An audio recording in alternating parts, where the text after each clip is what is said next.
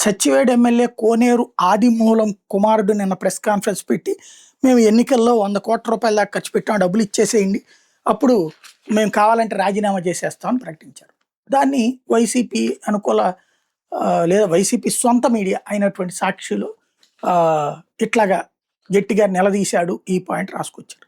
అసలు లాజిక్ ఏంటి? ఇందులో చంద్రబాబు చేసింది రాంగ్ ఎట్లవుతుంది?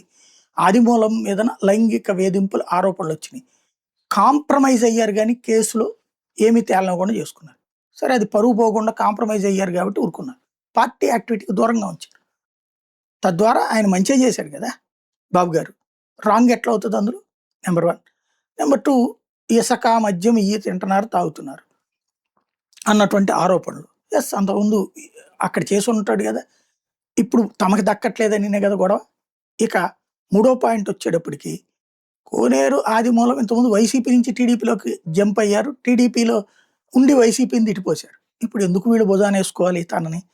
ఆయన వల్ల ఒరిగేదేంటి? ఇంకోటి, 100 కోట్ల రూపాయలు ఖర్చు పెట్టామన్నారు.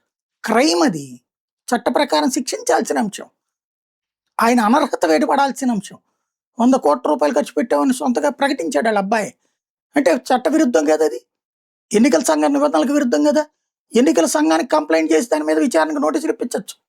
అసలైతే మనం ఎటు నుంచి ఎటుకో వెళ్ళిపోతున్నామేమో ఆలోచించుకుంటే బెటర్.